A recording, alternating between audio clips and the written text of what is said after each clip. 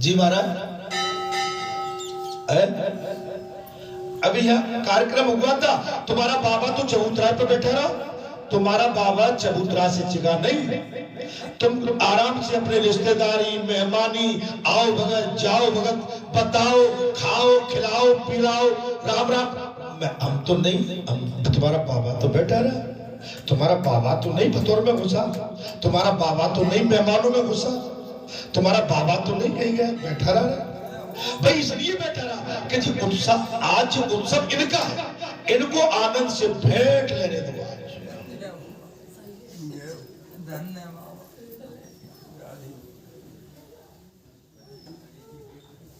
आप जब सर्व कल्याण सबके लिए छोड़ दोगे तो उनका महाप्रसाद, उनका महास्वरूप, उनका महा आशीर्वाद आपको स्वतः मिलेगा।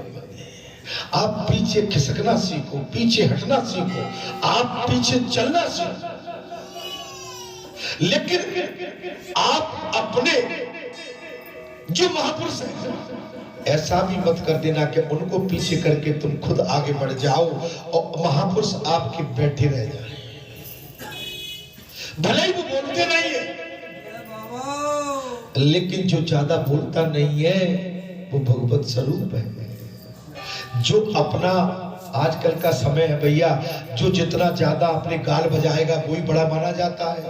यहाँ तो ये भी हो जाता है खूब ऊधम बाजी, और मौका पड़ा जब कोई काम बना तो समेट समाटी, और जो बेचारे सीधे थे उनको साइड करके और मिल गए भाई। ये नहीं, ये वातावरण नहीं होना चाहिए। क्यों, मैंने क्या कह दिया? सीधे आदमी का हमेशा कदर करो। बुद्धो माने न तो गर्मी का असर है, न सर्दी का, न बरसात का, वो तो सदा बाहर है।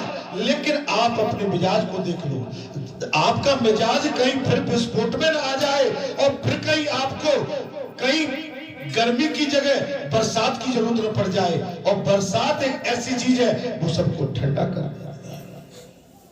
जी जिसमें कहा लिखा है, मैं तो संसारी व्यवहारिकता बता रहा हूं।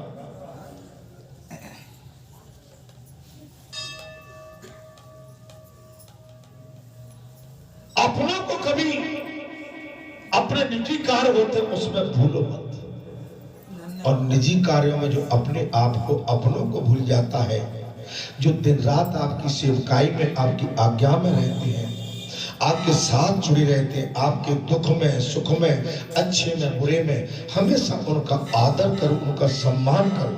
आपके कारण वो बुराई धारण करते हैं, आपके कारण ही तो उन्होंने बुराई ली, आपके कारण ही तो उन्होंने सत्य बात कही। आप में कहने की क्षमता नहीं थी, आपकी बात को उन्होंने खड़ा किया, खड़ा करके उसका समाधान किया, समाधान किया, तब आपको मार्ग बना।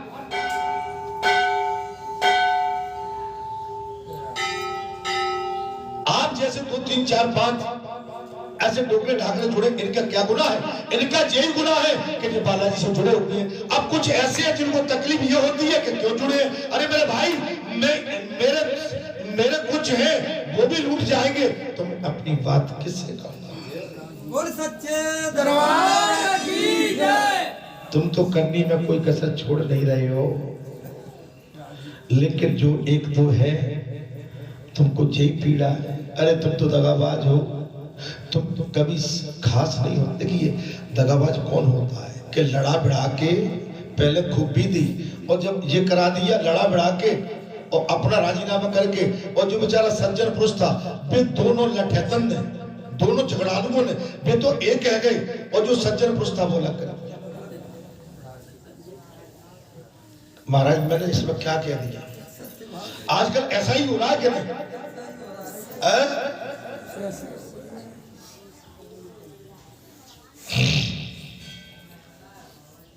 राधे राधे राधे राधे बोलो सच्चिदानंद महाराज।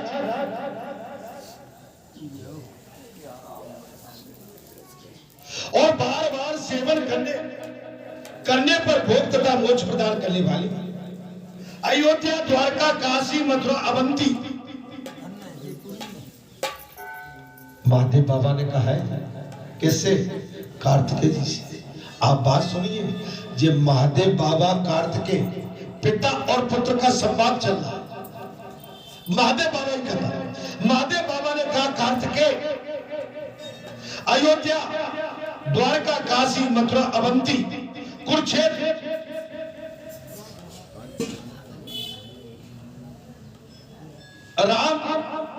रामेश्वर, कांची, पुरुषोत्तम क्षेत्र, पुष्पक क्षेत्र, द्रुदल क्षेत्र, बरहा क्षेत्र तथा बद्री नामक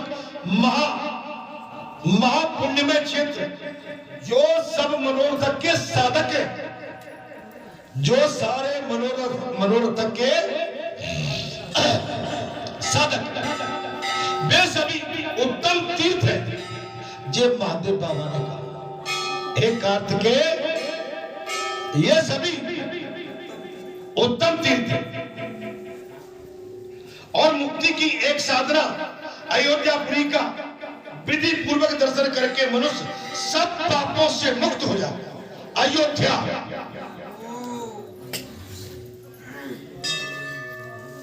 अयोध्यापुरी के दर्शन करने के पश्चात वो मनुष्य पापों से मुक्त हो भगवान विष्णु के धाम को जाते हैं।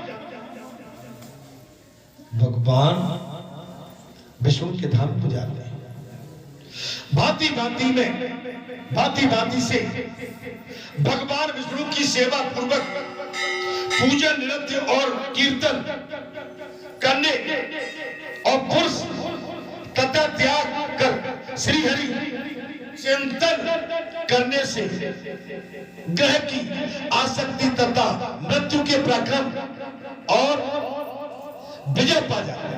द्वारका में हे स्कंद, भगवान शंकर ने कहा, द्वारका में साक्षात भगवान श्री हरि विराजमान है। हे साष्टांगन, हे कार्तिकेय, द्वारका में भगवान श्री हरि साक्षात विराजमान। वे अपने निवास मंदिर को कभी नहीं छोड़ते। द्वारका को भगवान श्री हरि कभी नहीं छोड़ते। ध्यान कर लेना द्वारका। ये कभी किसी ने बताया क्या? श्री हरि द्वारका को कभी नहीं छोड़ते। हे सदानंद, गोमती में स्नान करके भगवान श्री कृष्ण के मुखाग्र बिंदु का दर्शन करने के बिना ज्ञान ही मनुष्य की वैसे मुक्ति हो जाती है। दर्शन करने के पश्चात मनुष्य की मुक्ति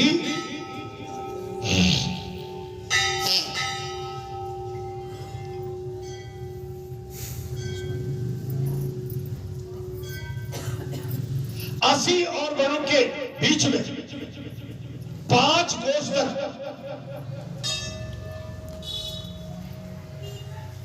विष्णु विद्युतक और पंचनंद कुंड, पंचगंगा है। स्नान करके मनुष्य पुनः माता के स्तनों से दूध नहीं पीता, गर्भ में नहीं आएगा, बार बार मरना नहीं पड़ेगा, माता के गर्भ में नहीं आना पड़ेगा। एक बात बताऊं मैं आपको, बार बार माता के गर्भ में, अगर माता के गर्भ से बचना है और मृत्यु जन्म के भय से बचना है तो भगवान के चरणों में अनुराग, प्रेम, भक्ति, निस्वार्थ माता पिता की सेवा, निस्वार्थ गुरु की आज्ञा और गुरु की सेवा, निस्वार्थ, ये कल्याणकारी और मोक्षकारी, इन्हीं के माध्यम से आपका हमारा कल्याण होता है। अर्थात किसी प्रसंग से भी काशी में विश्वनाथ जी का दर्शन करके मनुष्य को जन्म, मृत्यु, मुक्ति प्राप्त होती है। बार बार मरना और जन्म नहीं लेना पड़ता। दब रहा है, बार बार मृत्यु और जन्म के चक्कर से बचना पड़ता है। देखिए, आप इस बात अर्थात आप इससे बच सकते हो। कार्तिकेय भगवान शंकर ने कहा है, कार्तिकेय तपस्या और उपवास में लगा हुआ मनुष्य मथुरापुरी में जन्म स्थावर जाकर सब पापों से मुक्त हो जाए। महाराज तपस्या और उपवास, उपवास का बहुत बड़ी महिमा है, आप समझ सकते हो। जैसे हम कोई व्रत धारण करते हैं तो व्रत धारण करने से पहले अगर हमको उसका उद्यापन करना है, हमारे मन में सर्वप्रथम ये भाव आए कि इसमें निर्विकारी अधिक से अधिक जो जीवने वाले हैं वो निर्विकारी और शुद्ध शाकाहारी। मेरी बात को सुन लेना, आपको बुरा लगेगा, मेरी बात को आप अन्यथा में ले जाते हैं। जैसे निर्विकारी, आप जरूरी नहीं है कि आप अपने रिश्तेदार सगे संबंधियों को न्योता करें, इसमें आप निर्विकारी देखें। और ये तो आप बहुत बड़ी भूल करती है कि आप केवल अपने परिवार, अपने रिश्तेदार, नातेदार पर ज्यादा विश्वास करती है, जबकि ऐसा नहीं है। इसमें जो सात्विक हो, जिसने लहसुन प्याज का त्याग कर दिया,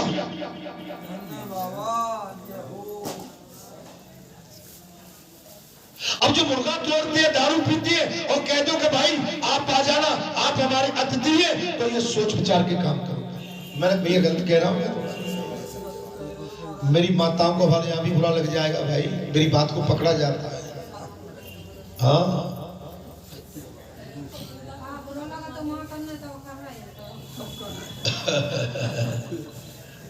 तो माताओं मैं ये कह रहा हूं कि तुम अपने दामाद पे, अपने और क्या बोले सगे समझिए भाई, अगर तुम व्रत करते हो, व्रत भगवान के लिए करते हो, भगवान सबके, तो तुम तो पहले ही तुमने लाड़ की लगैया डालते ही नहीं, हम तो अपने नहीं बुलाएंगे केवल।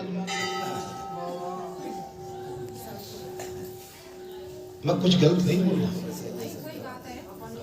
भगवान तो सबके है ना भाई। आप अपने को भले ही बुला लो, मैं उनका निरादर नहीं कर रहा हूं, लेकिन उसकी आदत है, उसकी मालूम है कि ये तामसी भी है और ये त्यागी बैरागी नहीं है। आप उनको भी बुलाइए, लेकिन उनको उस स्थान पर बैठा लिए, उनको अन्य स्थान पर बैठा के चाहो तो उनका स्वागत उनके साथ कर। मैं कुछ गलत बोला?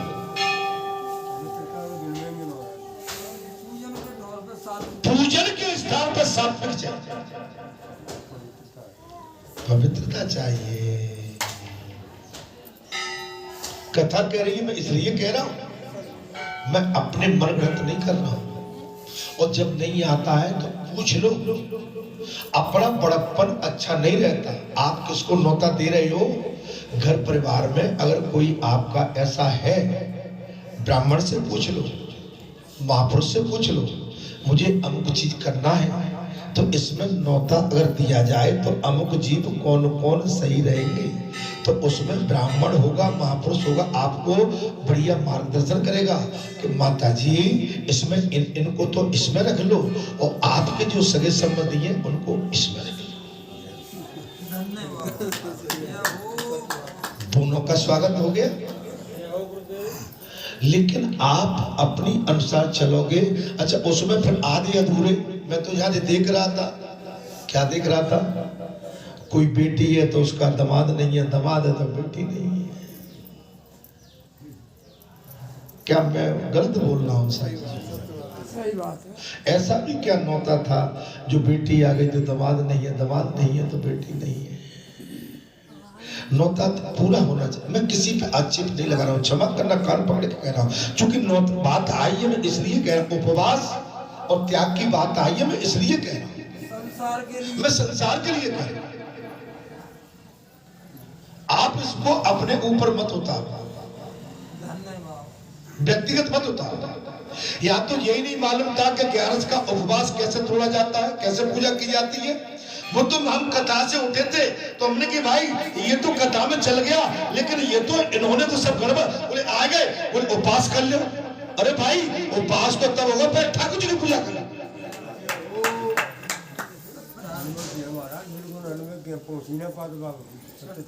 तुमने ठाकुर जी की पूजा नहीं करी, हो आ जाओ, बोले फरेर बना दो खा जा। अरे भाई कौन के काजे हतो, वो कौन हतो? ताके काजे तुमने व्रत धारण किया था, वो कौन था? क्या तुमने ठाकुर जी को बिठाला?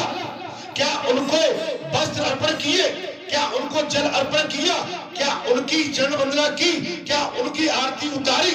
नहीं। मैं इसमें क्या बुरा कहता हूं?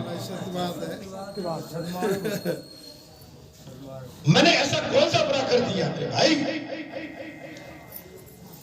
बात में भी सुनने को पड़ती है, फिर भी पूछो पैसे तिरोगे, हमसे क्या तिरोगे भाई? इतने नियम होने नहीं कर पाए महाराज, ये होने करी भैया। हमसे अगर राह लेते तो हम बता देते आपको। जानता ही नहीं है। आजकल तो घर में राह ली जाती है मेरे भाई, मैं किसी को नहीं बता। घर में राह कौन की? बहू से पूछ लो, बेटा से। बहू बेटा ने गणित दिया तो वही पक बोले काय के भगत जी, काय के पंडित जी।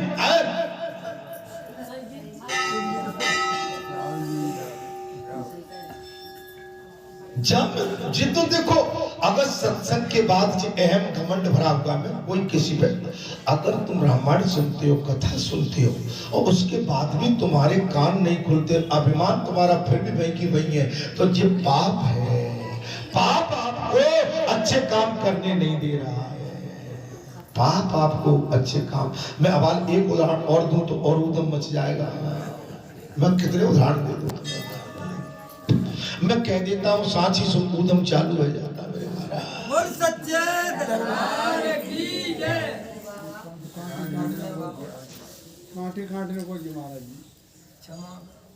महाराज मैं तो क्षमा ही कर रहा हूँ, मेरा जीवन ही इसके लिए। मैं तो सेवक आपको सही बात बता सकता हूँ, बाकी आपके मन में आप जो करना चाहो तो भगवान तो कहते हैं भैया ठीक है ले आओ भाई। अगर तुम वो ना पूछ रहे जिन्हें पहले खवा दो तो खवा दो, वो बाद में दे दिए भाई। अब कहते दो मुझे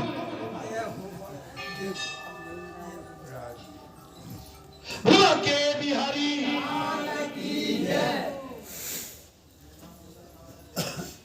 हे कार्तिकेय, तपस्या और उपवास लगा हुआ मनुष्य मथुरापुरी में जन्म स्थावर पर जाकर सब पापों से मुक्त हो जाता। तपस्या बहुत बड़ी चीज है, उपवास बहुत बड़ी चीज है। हम उपवास करते हैं, उपवास की विधि नहीं जानते। उपवास में निंदा नहीं करना चाहिए। उपवास में ये नहीं कहना चाहिए जो मेरा बेटा है, जो मेरी बेटी है, जो मेरा समाज है, मेरा काका है, मेरा देवर है, मेरा छोटा है, मेरा बड़ा। उपवास का मतलब है कि जिस समय हम व्रत धारण करते हैं भगवान का, तो वहां तेरे मेरे का चक्कर नहीं है। उस समय जितने भी ये समय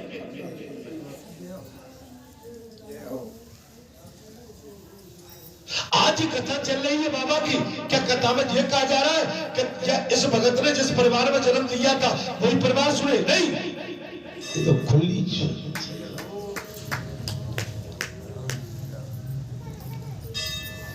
आप अपने आप को छोटा बना लेते हैं, कुछ ऐसी हरकत कर देती है कि सब कुछ किया लेकिन फिर भी तो हरकत ऐसी दे दी कि आप बड़े होते हुए भी छोटे हो गए।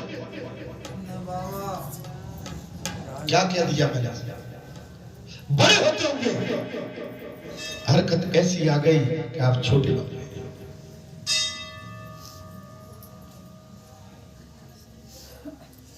बड़पन का मतलब है कि हमने भतौर अगर तुमको दे दी तो भतौर अब तुम्हारे हवाले है।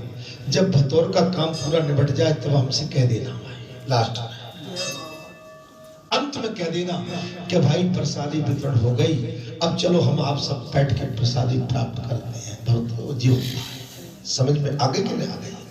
भाई घर आपका है, धन आपका है, बल आपका है, परिवार आपका है, सब कुछ आपका है, लेकिन भाई थोड़ा बचाओ उसको बचाना। अगर ये क्षमता आ गई तो आपका कल्याण है। मैं तो आपको एक चीज बता रहा हूं, व्रत का माना महाराज अर्थात हे कार्तिकेय,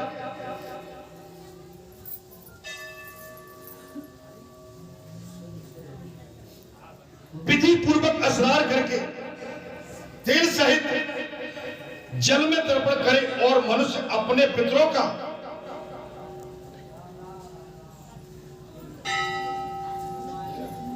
उद्धार करके स्वयं विष्णु लोक को जाता है, अपने पितरों का भी ध्यान।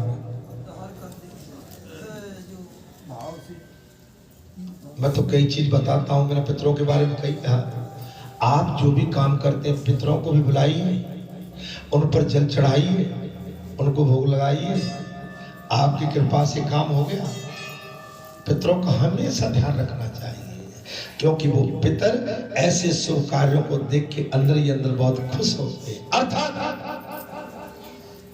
अवंतीपुरी में वैशाख मास आने पर मनुष्य क्षिप्रा जल में विधि पूर्वक स्नान करके कोटि कोटि गोता लगावे और श्रेष्ठ ब्राह्मणों को भोजन करावे। श्रेष्ठ ब्राह्मण, अब तो बात आ गई, इसमें श्रेष्ठ ब्राह्मण चाहिए। आपकी 11 में भी मैं बता देता हूं, सबसे पहले आपकी 11 में 12 जोड़ा प्योर ब्राह्मण होना चाहिए। 12 जोड़ा प्योर ब्राह्मण, एक जोड़ा आपका सगे सोदरे जो बिल्कुल सात्विक है वो होना चाहिए, और इसके बाद 2, 4, 5 जोड़े आप सामाजिक जीव हो, इसलिए आप अपने समाज के 5 जोड़े और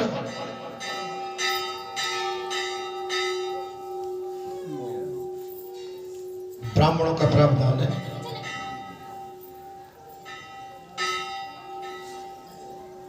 अब कहेंगे भाई ये हमारे सगे सोदरे बहन बेटी, उनको बुलाइए ना भाई। तो भाई आप जब अंत्योष्टि किसी घर परिवार में हो जाती है तो आप ब्राह्मणी क्यों बिठाते हो? अपने परिवार को बिठा लो ना उसको। मैंने क्या बुरा किया?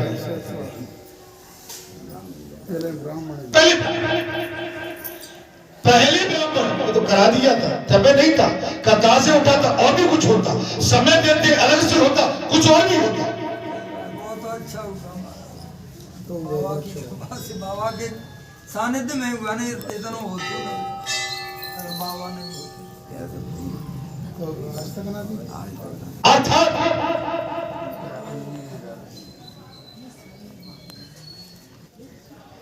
महाकालेश्वर शिव का दर्शन करें तो सब पापों से मुक्त हो जाता है। महाकाल के दर्शन के बाद जीव सारे पापों से मुक्त।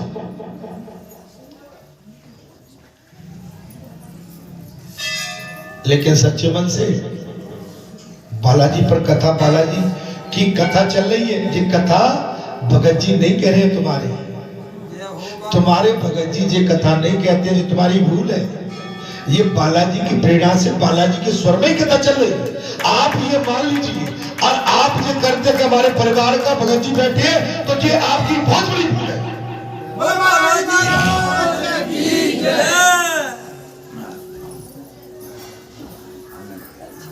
ये भूल है। कुरुक्षेत्र तथा राम तीर्थ में सूर्य ग्रहण के अवसर पर यथाशक्ति स्वरदान करने से मनुष्य को मोक्ष का भागी हो जाए। कुरुक्षेत्र में स्वरदान करने से मोक्ष का भागी। हरि क्षेत्र में पादोदक तीर्थ में जल में स्नान करके श्री हरि के दर्शन करने से पुरुष सब पापों से मुक्त होता है। प्रावधान है। अरे सनम को होए जीव मोह जबई और जन्म कोट पे नाश होता। हे जीव, सच्चे मन से कथा की है तो सच्चे मन से। कथा में यदि आपके घर में, परिवार में, गांव में, गली में, क्षेत्र में कोई महापुरुष है, आप कोई बड़ा कार्यक्रम करने जा रहे हैं, तो आप उसका मार्गदर्शन लेंगे।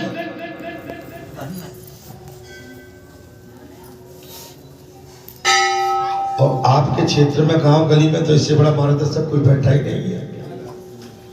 मैं कोई बात कर रहा था इसी संबंध में, कार्यक्रम जो इनने किया था भैया सबके साथ। बोले जी बात जहाँ थोड़ी की जाती है, जी बात तो घर में भीतर की जाती है। मैं इससे बड़ा घर कहाँ हो।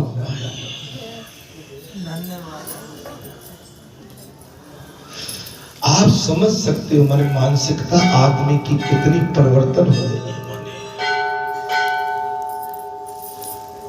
माने इससे बड़ा दुनिया जहां पूछने आती है कि भगत जी महाराज बालाजी बताओ हमें ये कार्यक्रम करना है तो कैसे किया जाए, कैसे संपन्न होगा, कितना कम टाइम है, कैसे पार लगेगा। और मैंने वो सीख पकड़ी कि भाई यहाँ नहीं, वो तो बात ताली में की जाती है। आप समझ सकते माने। अब मेरे पास अंदर कही है, आपको बुरा लग रहा होगा, बुरा लगने की बात करोगे तो बुरा तो लगेगा, और सच्चाई तो सामने आती है। मैं कथा में लीपा पोती करके चला जाऊं तो पाप मुझे लग जाएगा, दोष मुझे लग जाएगा। मेरा काम है, चाहे मैं और तुम एक माँ से जन्म लिया है, मैंने गलती की है तो भाई मैं तो गलती को स्वीकार करूंगा अपनी को। आप समझ लेना, मेरा जीवन यही तो हमारा जीवन है। आज मैं बहुत बड़ा संकल्प लेने जा रहा हूं, मैं प्रातः काल से कह रहा हूं, आपको आश्चर्य भी होगा, अचंभा भी होगा। आपकी मैं सहमति उसमें रखूंगा पहले, लेकिन ऐसा मुझे आभास हुआ है कि मुझे कुछ करना है, ऐसा कहीं विचार आ रहा है। आप बैठे हो, क्षेत्र के बैठे हैं, सभी भक्त बैठे हैं, पंच बैठे हैं। मुझे जिस रूप से तुम स्वीकार, मैं तुम्हारे घर का हूं, परिवार का हूं, सच्ची बात है, तुम्हारे गांव का हूं, क्षेत्र का हूं, इसमें भी कोई दो राय नहीं है। मेरा जन्म है, जो शरीर है तुम्हारा है, ये ब्लड तुम्हारा है, इस पर तुम्हारा पूर्ण अधिकार है, तुमने मुझे जन्म दिया है, मैं मानता हूं। लेकिन इसके पश्चात मैं किसी और का भी, और जिसका हूं मैं उसी का रह के मैं अपना जीवन अब व्यतीत करना चाहता हूं। मैं संसार से निवृत्त होकर कुछ अलग एकांत में रहना चाहता हूं, क्योंकि मैं आपके संसारी वातावरण में पढ़ता हूं, आपके साथ उठता बैठता हूं, मैं जो कहता हूं, आप जो सुनते हो सकता है आपको भी पीड़ा होती हो, और आपके वातावरण पर जब मैं सुनता हूं तो मुझे भी pीड़ा होती होगी। तो न मैं उस वातावरण में बैठना चाहता हूं, न सुनना चाहता हूं, मैं उससे अलग जाना चाहता हूं। आपको मैं मंदिर को नहीं छोड़ रहा हूं जी, आपको कोई केवल मंदिर, ये परिसर ही मेरे लिए एक स्थायित्व है, ठीक है। बाकी मुझे, और मैं इंतजार कर रहा हूँ, तुम्हारा क्षेत्र के 2-4 पंच एक हाथ बैठे हैं, इंतजार कर रहा हूँ। इसलिए मेरी विनती है तुमसे, मैंने तुम में बहुत रह के भी देख लिया, अंदर घुस के देख लिया, मैंने संसार के वातावरण में भी रह के देख लिया, लेकिन संसार में जब जाता हूँ तो मुझे संसार की ओर से केवल पीड़ा मिलती है, मुझे आनंद की अनुभूति नहीं होती है। अगर आप संसार में ले जाकर वहां पर भी मुझे पीड़ित करते हैं तो मेरे ये आचरणों के विपरीत है। मैं वहां पीड़ित होने नहीं जाता हूँ, मैं आपका कुछ लेने नहीं जाता हूँ, मैं तो आपके कहे अनुसार वहां पहुंच जाता हूँ। लेकिन जब मुझे वहां का वातावरण, आपकी जो वस्तु स्थिति मुझे मिलती है तो मैं उससे आहत होता हूँ। आहत होने के बाद मेरी तप तपस्या में वो व्यवधान आता है, विघ्न आता है, मैं उससे अलग होना चाहता हूँ। अर्थात बोलो के बिहारी की जय। दोनों में कोई भेद न होने के कारण दोनों को ही भक्ति से मुक्ति हाथ में आ जाता है। आप भेद नहीं करोगे, कथा में भेद नहीं करोगे, परिवार में भेद नहीं करोगे, समाज में भेद नहीं करोगे, आचरण व्यवहार में भेद नहीं करोगे। मुक्ति का प्रावधान जब हो सकता है। अगर आपने भेद किया आप मुझे चाहते हो, मेरे लिए रोते हो, मैं रोता हूँ आपके लिए, ये तो प्रेम भक्ति है। लेकिन जब संसार में मुझे आप ले जाते हो, बस संसार में मुझे अच्छा नहीं लगता है।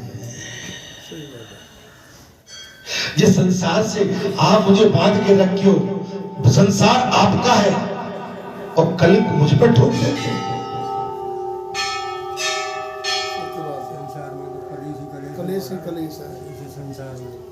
मैंने कह दिया, जब ये कह दिया कि भाई मैं तो आपके मैतर जिसको बोलते हैं वहां से लेके ब्राह्मण तक का हूँ, न मेरा कोई परिवार है, न मेरा कोई समाज है, न मेरी कोई जाति है, न मेरा कोई गोत्र है, मैं सबका हूँ। फिर आप इस तरह का संसारी वातावरण मेरे सामने लाके क्यों खड़ा करते हो कि जिससे मैं आहत होता हूँ, मेरी भावनाएं छिन्न भिन्न हो जाती हैं। आप मेरी भावनाओं से खेल के, भावनाओं से अपना काम बना के आप तो अलग हो जाते हो और दुख में मुझे डाल देते हो, संकट में मुझे फंसा देते हो।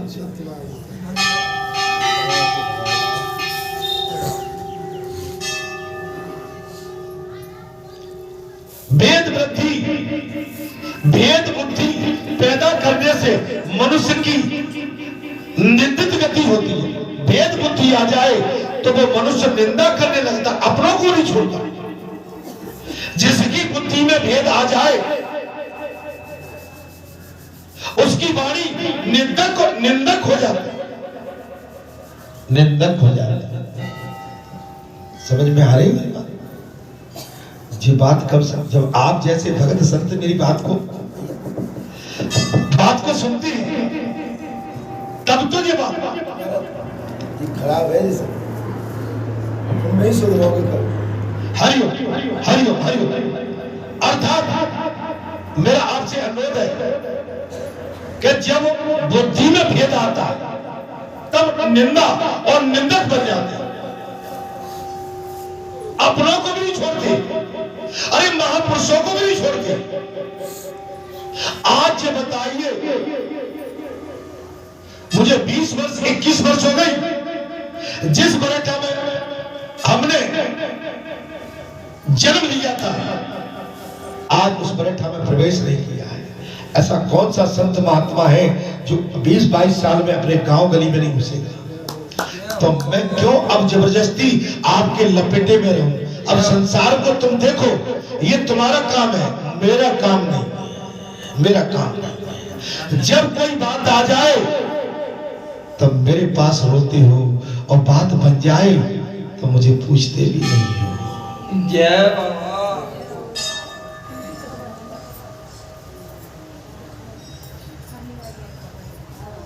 बुराई मुझे दे देते। इसलिए भैया आप अपने संसार को स्वयं संभालें। आप बड़े हैं, मैं छोटा हूं, हमेशा छोटा रहूंगा। आप हमेशा बड़े बने के रहो। आपका बड़प्पन आपको मुबारक हो, मेरा छोटापन सेवकपन ये मैं अब स्वीकार करता हूं। अर्थात दोनों में कोई भेद नहीं देता।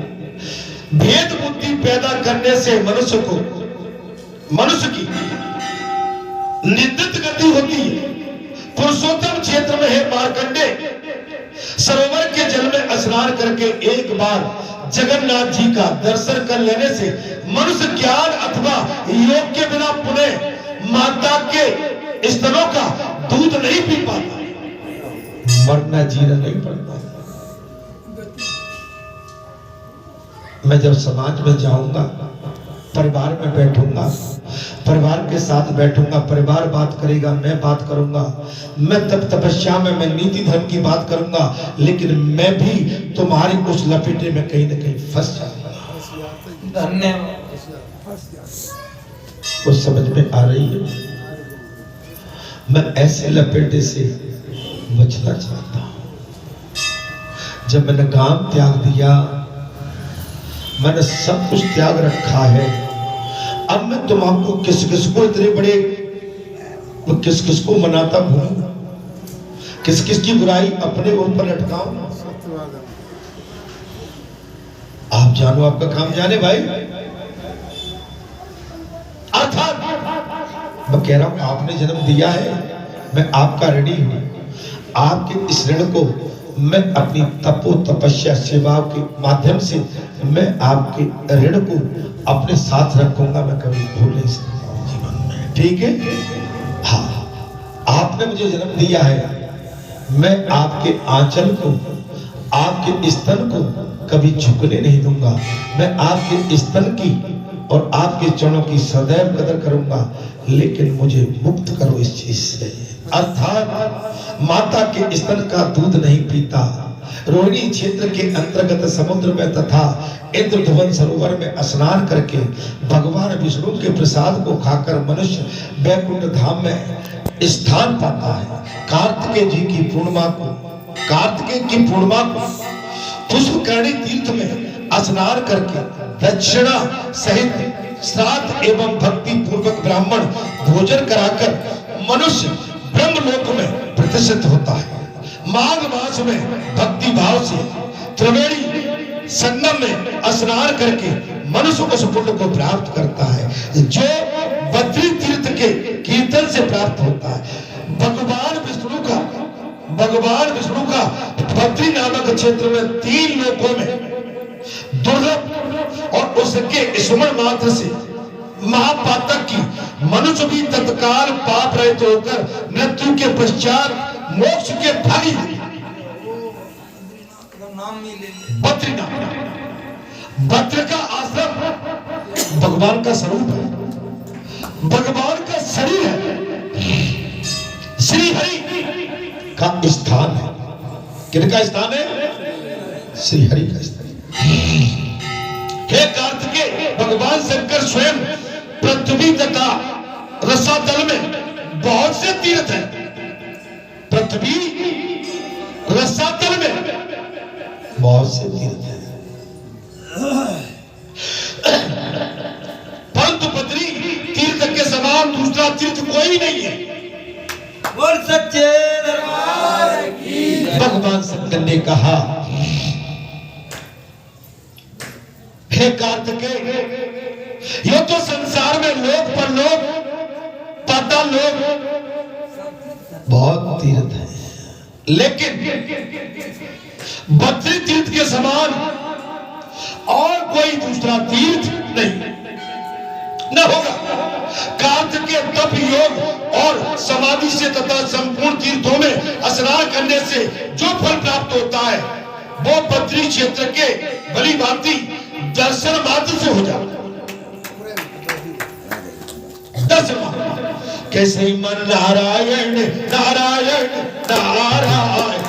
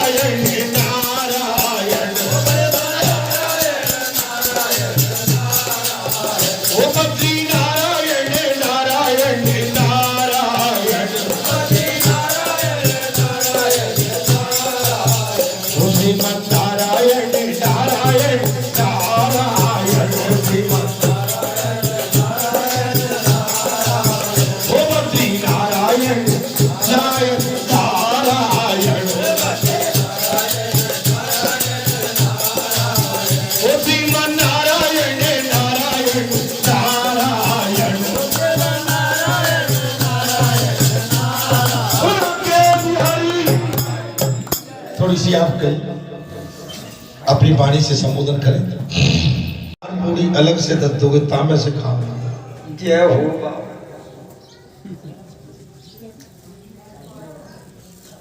अब भगवान के दरबार से कौन बड़ा हो सकता है, जो भगवान की कथा, भगवान के स्थान, भगवान के भंडारे को ही अगर आगे बढ़ के प्रस्तुत करे तो इससे बड़ी विडंबना तो कुछ हो नहीं सकती है। नहीं, आप मेरी बात को समझ सकते हैं। जो मुझसे छिपाते हैं लेकिन इनकी बातें मुझसे छिप नहीं पाती।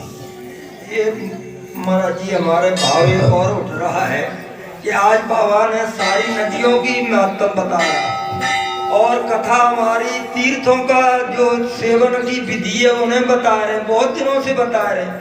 ये तो कथा में आज नहीं करी है। तीर्थों के सेवन की विधि बाबा रोजाना बता रहे हैं कि इस तरह से सावन नहीं लगाओ, शैम्पू नहीं लगाओ और जमीन पे सेवन करो और माने चुगली चट्टी से बिल्कुल दूर रहो। ये आज कथा में आई है महाराज।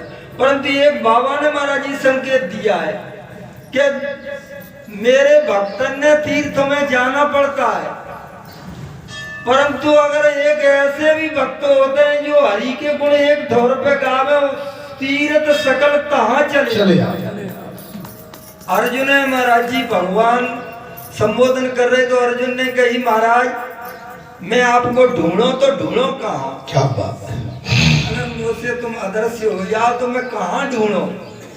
तो भगवान स्वयं विराट रूप दिखा के कह रहे कि हे अर्जुन मैं बैकुंठ में, लोग चाहते हैं कि बैकुंठ में रहता हूं, मैं बैकुंठ में कतई ही नहीं रहता। और कुछ लोग चाहते हैं कि क्षीर सागर में रहते हैं, क्षीर सागर में नहीं रहता। तो इस संकेत को महाराज जी पार्वती कथा में ही आया था करेगा हरि व्यापक सर्वत्र समाना और प्रेम से प्रकट होए में।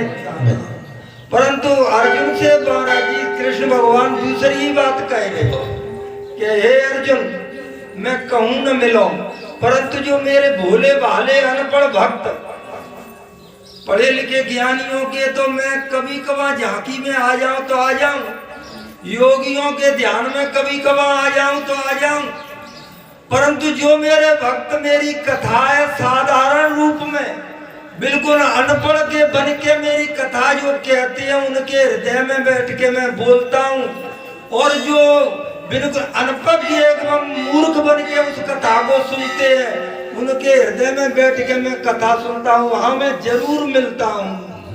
उस सत्संग में मैं जरूर किसी न किसी भेष में आए के मैं बैठ के सत्संग सुनता हूँ और सुनाता हूँ। बोलिए बालाजी महाराज। अगर कोई संत से और अपनों से दुर्भाव रखे उसमें परमात्मा कहीं राजी नहीं है। और दुर्भाव क्या है कि जो बड़ा खतरनाक होता है, ठीक है, इसलिए इससे हमें बचना चाहिए। और होइए वही जो राम रच राखा को कर तरह के बढ़ावे शाखा अस कहे लगे जपन हरिनामा और गई सती जा प्रभु सुख धामा। भगवान ने बहुत समझाया था सती को महाराज, लेकिन सती एक मानने को तैयार नहीं थे। यहाँ भी तुम्हारे बाबा सामाजिक रूप से, व्यवहारिक रूप से, अपनत्व के रूप से, सभी के रूप से बहुत समझाने का प्रयास करते हैं, कर रहे हैं, लेकिन पल्ले नहीं पड़ रहा है। सुनने के बाद काम वही कर बैठते हैं जो नहीं करना चाहिए। ठीक है, संसार की बुद्धि छोटी होती है। संसार की बुद्धि कैसी है महाराज? छोटी। भगत संत महापुरुष तपेश्वरी बुद्धिमान वेदशास्त्री ये वेदों का अध्ययन करके इनकी बुद्धि विकसित हो जाती है। इनको चिंता अपने घर घाट की नहीं है, इनको चिंता अपने राष्ट्र की है। राष्ट्र कैसे चलेगा, समाज कैसे आगे बढ़ेगा, समाज आगे कैसे बढ़ेगा, समाज संगठित कब होगा, समाज में जो दुर्भाव है, जो ईर्षा है, ये कैसे कम होगी। ये महापुरुषों ये कथा के माध्यम से, ज्ञान के माध्यम से। इसलिए मेरा आप सभी से विनती भी है, अनुरोध है, आप अगर इस पर ध्यान हमने नहीं दिया तो हमारा कथा सुनना न सुनना व्यर्थ है। ध्यान कथा जीवन की व्यथा को काटता है। जब इंसान बेचैन हो जाता है, घर परिवार में भी चैन नहीं मिलता है, तब सीधा किसी महापुरुष या भगवान के दरबार में दौड़ लगाता है।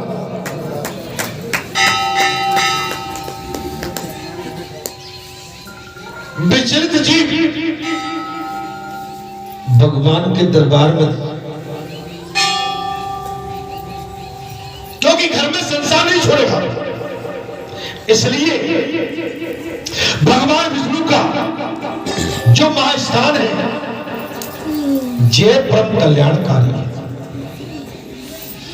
तब कार्तिकेय जी ने पूछ लिया, महाराज बोले ये क्षेत्र कैसे उत्पन्न हुआ?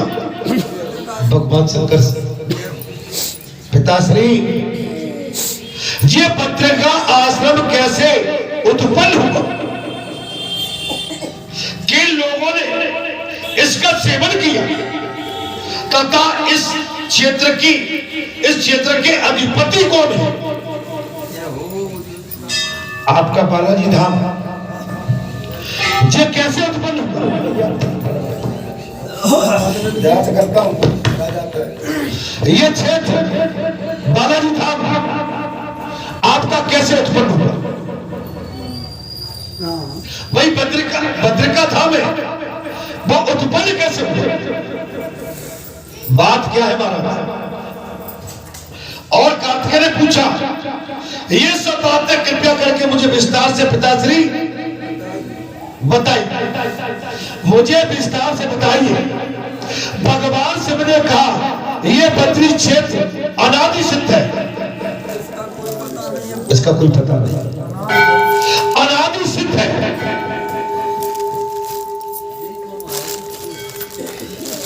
अर्थात जैसे वेद भगवान के शरीर है उसी प्रकार ये भी है। जैसे वेद भगवान के शरीर है वैसे ही ये बद्रिका धाम है भगवान का शरीर। इस क्षेत्र में अधिपति साक्षात भगवान नारायण है। इस क्षेत्र के अधिपति अरे क्या जय हो जय। बहुत ही सही। देखिए जो होता है कथा का प्रभाव। बोलो यज्ञनाथ भगवान की जय।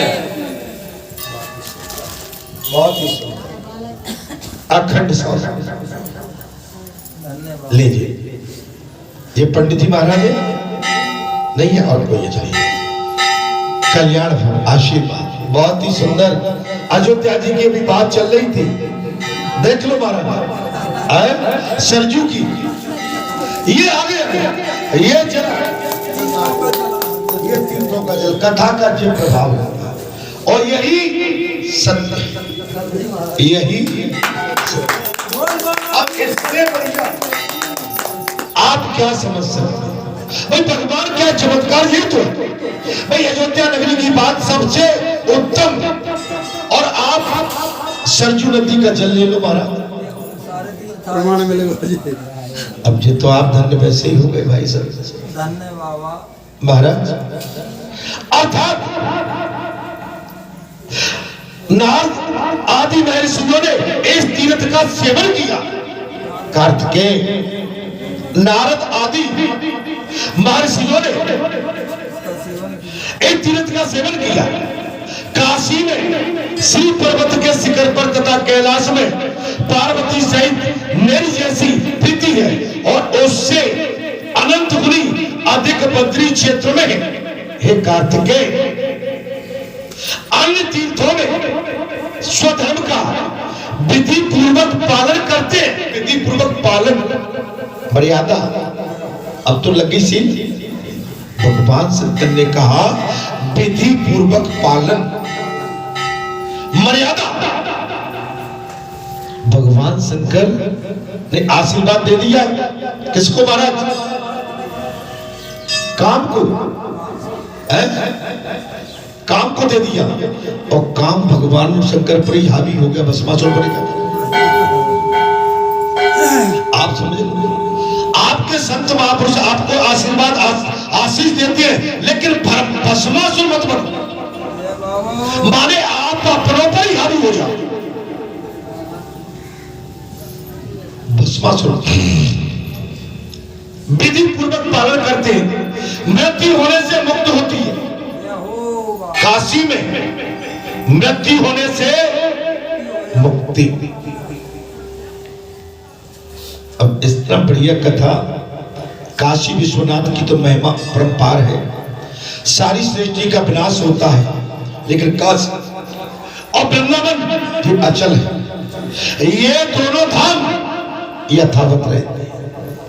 अर्थात परंतु बद्री क्षेत्र के दर्शन मात्र से ही मुक्ति मनुष्य के हाथ में आ जाती है। हे कार्तिकेय, वैसे तो चमत्कार काशी का भी है, लेकिन दर्शन बद्रीनाथ भगवान के दर्शन मात्र से ही जीव मुक्ति हो जाता है, या भगवान नारायण के चरणों का सानिध्य है, जहां श्री हरि के चरणों का सानिध्य है, स्थिर है, जहां साक्षात अग्निदेव का निवास है। बद्र का आश्रम में अग्निदेव का निवास है, और केदार रूप से मेरा लिंग प्रतिष्ठित है। हे कार्तिकेय, केदार के रूप में मेरा लिंग स्थित है, स्थापित है, प्रतिष्ठित। वो सब बद्री क्षेत्र के अंतर्गत है, अलग नहीं है, अलग नहीं है। वो सभी बद्री क्षेत्र के अंतर्गत है।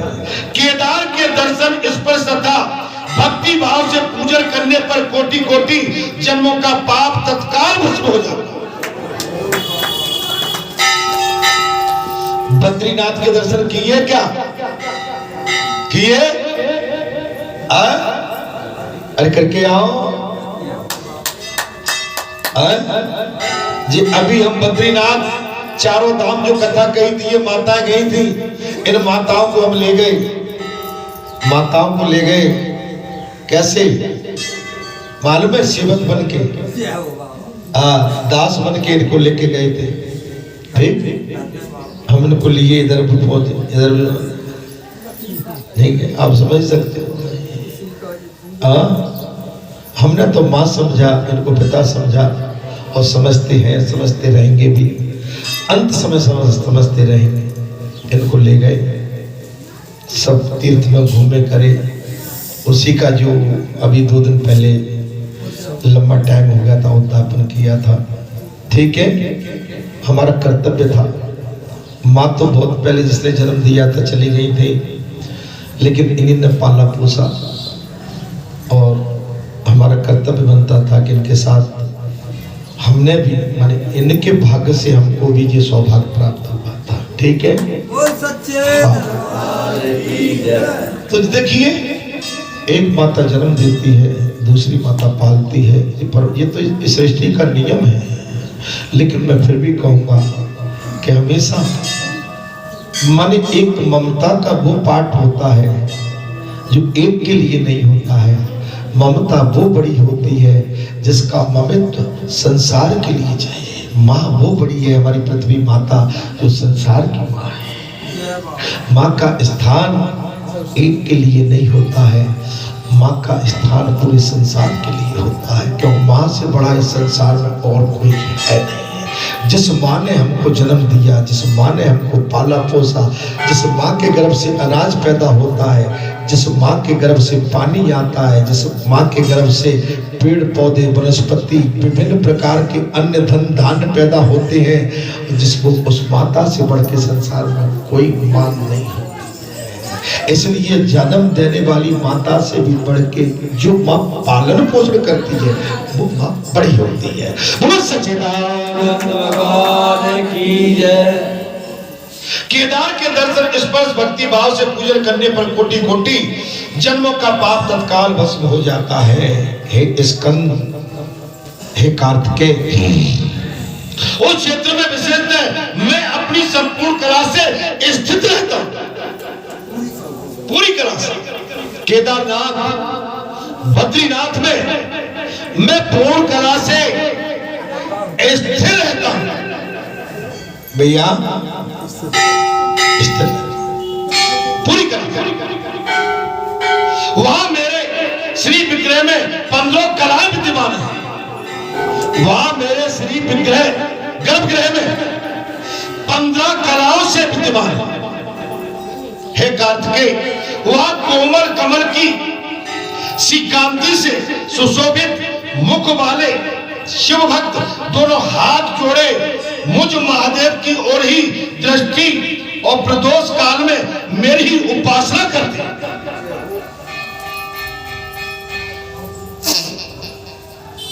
आज एक बात और बता दो, महादेव बाबा स्वयं कथा कार्तिकेय को सुना रहे हैं और अपने विषय में सब कुछ बखान कर। अब कोई अंतर दिखता है क्या? यहाँ भी बालाजी जो करते हैं कहते हैं वो अपनी पूरी लीला आपके सामने विस्तार से रखते हैं। आप धन्य हैं, आपने कौन से पुण्य ऐसे कार्य किए थे कि बालाजी धाम ग्राम बरैठा में बैठ के बालाजी की प्रेरणा से उनके मुखाग्र बिंदु से आप इस तरह की अलौकिक प्राचीन कथाएं सुन रहे हैं। ये तो उस भाग्य और सौभाग्य की बात है। आप कितने धन्य हैं, जी कहीं और नहीं मिलेगा। आपको भागवत कथा 7 दिन के लिए मिल जाएगी, हल्ला मिल जाएगा, वहां पर 100 भी चढ़ जाएंगी, 15, 20, 50, 40 बोरी शक्कर की गल के खुआ और खीर बट जाएगी, लेकिन कथा कहीं नहीं मिलेगी। बोल बालाजी महाराज की जय। आपका जहाँ 1 पैसा खर्च नहीं हो रहा, पंडाल बिल्कुल बगैर टिकट के लगी हुई है, परमानेंट पंडाल लगी, परमानेंट पंडाल लगी है। अगर ये पंडाल कहीं 25 साल को आप दूसरे लगवाओगे, आपका खेत खलियान से बिक जाएगा और वो पुरोहित ले लेके नहीं जय श्री राम।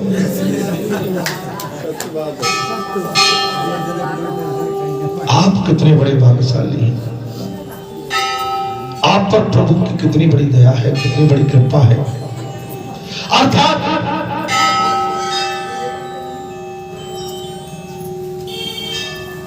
मेरी उपासना कर, हाथ में जपमान तथा मन में शांति और संतोष धारण किए प्रतिदिन मेरी वंदना करते। जब बाबा शंकर कह रहे, अब बालाजी कहते होंगे तो आपको लगता होगा कि बालाजी ऐसे कैसे कह सकते हैं। भगवान कभी कभी बतिया लेते हैं, बात कर लेते हैं, समझा देते हैं, इस सारे में बहुत कुछ बचा जाते हैं। समझने वाले समझ जाते हैं और नहीं समझे वो अनाड़ी।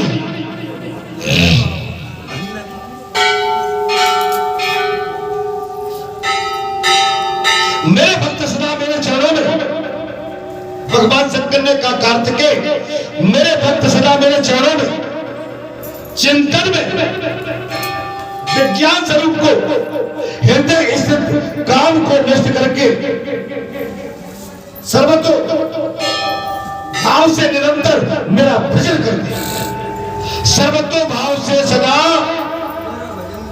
मेरा भजन करते। काशी में मरे हुए पुरुष को तत्काल ब्रह्म मुक्ति देने वाला होता है, परंतु केदार क्षेत्र में मेरे लिंग के पूजन से मनुष्य को मुक्ति प्राप्त हो जाती है।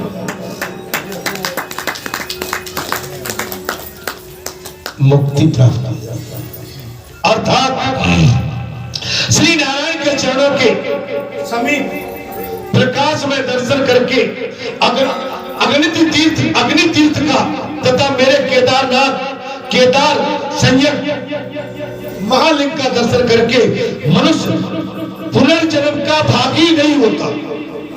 केदारनाथ भगवान के दर्शन करने के बाद जब भगवान शंकर का कहना है, हे कार्तिकेय उसका पुनर्जन्म नहीं होता।